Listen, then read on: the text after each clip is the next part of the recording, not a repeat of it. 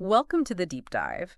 Today, we're digging into something we're seeing more and more in education, this growing interest in immersive learning. Yeah, things like augmented reality, virtual reality, Yeah.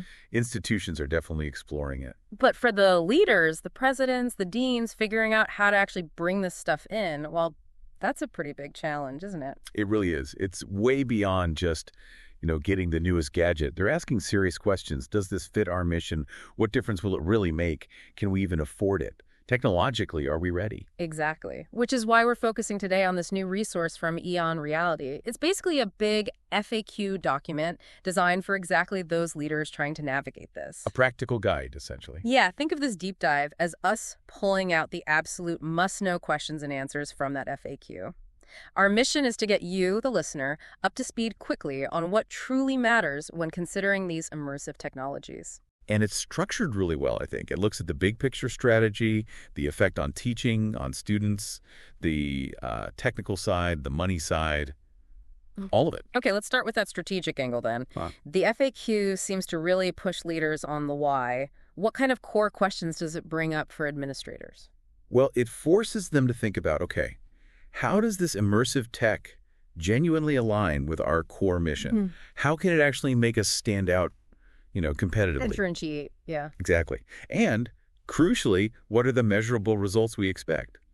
It's trying to get them past the shiny object syndrome towards, concrete goals. And this is where it gets really interesting. The FAQ shares some pretty striking numbers from places EON Reality has worked with. Real-world data. Right. Like, they report seeing an average 275% increase in active learning and student engagement. That's huge. It is. And you can sort of see why, right? If you move from just listening to actually doing something in a virtual environment, you're naturally more engaged.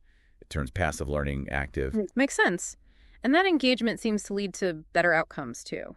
That's what the data suggests. The FAQ points to a 25 to 40 percentage point improvement in course completion rates and overall student success metrics. For any institution worried about retention or student achievement, those kinds of numbers have got to be appealing. Definitely. And it doesn't stop there. Yeah. Some partners apparently saw enrollment growth, like 40 to 200%, depending on the program scope. Plus, big jumps in cost efficiency, 50 to 70%. Mainly from keeping students enrolled. So the potential benefits ripple out across the institution. And the key thing the FAQ stresses is that these aren't just hypotheticals. They're saying this is based on evidence, on actual results they've seen. That gives leaders a much more solid footing for decisions. Okay, let's shift gears. What about the people on the ground? The faculty, the student support staff, what are their big questions about immersive learning? Faculty are, understandably, concerned about a few things, like what technical skills do I need? What about my students? Will this just add to my workload? And does it even fit my subject? Right. Is this relevant for history or literature, whatever they teach? Plus, maintaining that human connection with students when you're using more tech. So how does the FAQ tackle those very real concerns? It seems to emphasize that many platforms now are designed to be more user-friendly, not requiring, coding skills necessarily. It also provides examples across lots of different disciplines. Showing the versatility. Yeah, and it talks about how these immersive methods can potentially cater better to diverse learning styles, maybe making things click for students who struggle with traditional lectures. It also touches on career readiness and how assessment might look different. So it gets into the nitty-gritty of the teaching and learning experience. Good. Now, the other big piece, technical and financial, what's in the FAQ for the IT department and the CFO's office? Okay, for IT, it covers the essentials. How did this new system integrate with our existing learning management system, our network? What about security? Big one. Huge. Network bandwidth requirements, ongoing maintenance, possibilities for customization, all that technical stuff. And the money side. It looks beyond just the initial purchase price. What's the total cost of ownership over, say, 5 years? Are there revenue-sharing models? What funding opportunities, like grants, might exist? ROI, I assume. Oh, yeah. Calculating the return on investment is key, and connecting it back to those potential cost savings from better student retention we mentioned earlier. You brought up security. Data privacy must be a major flag for institutions. Does the FAQ address that directly? Absolutely. It has sections specifically on data protection, privacy regulations, ensuring compliance.